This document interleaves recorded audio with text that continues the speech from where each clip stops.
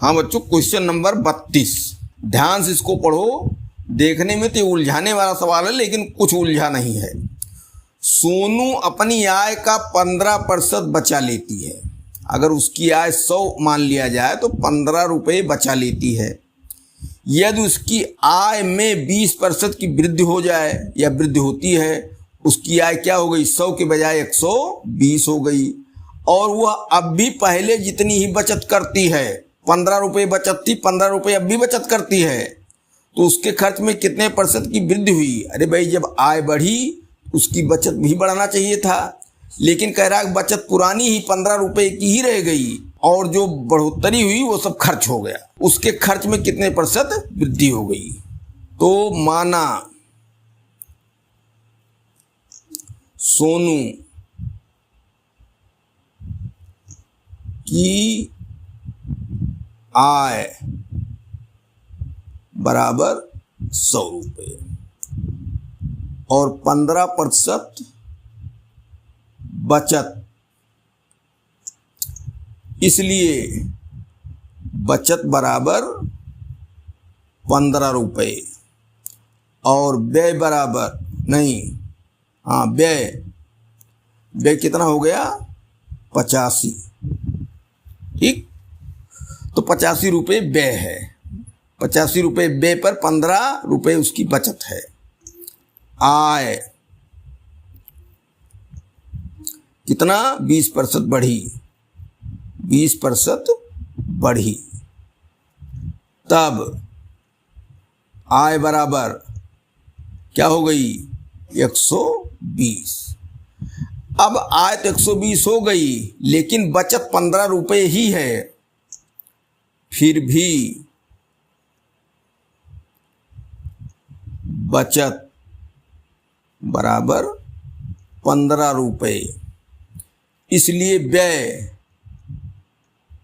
बराबर 120 माइनस 15 बराबर कितना हुआ, 105। अब व्यय हो गया 105। ठीक, तो देखो ये पूछ रहा है कि उसके खर्च में कितने % की वृद्धि हुई, व्यय में कितने % की वृद्धि हुई, व्यय कहो चाहे खर्च कहो।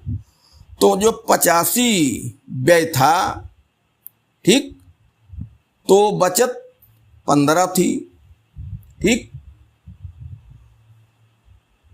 85 पर, अच्छा वृद्धि, ठीक, गलत बात हो रही थी, 105।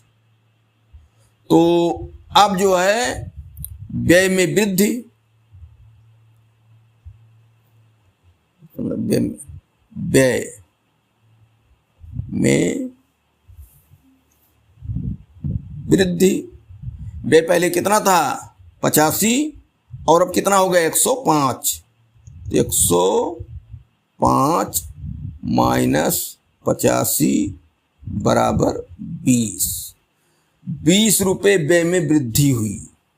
ठीक, तो अब व्यय में कितने % वृद्धि हुई, तो 85 इसका मूल व्यय है, क्योंकि 85 व्यय पर वृद्धि बराबर 20 रुपये, इसलिए 1 पर 20/85, इसलिए 100 पर क्या हुआ, 20 × 100/85। ठीक, अब ये 5 से काटा जाए तो 17 हो गया, तो ये हो गया 20 विषयम 400/17।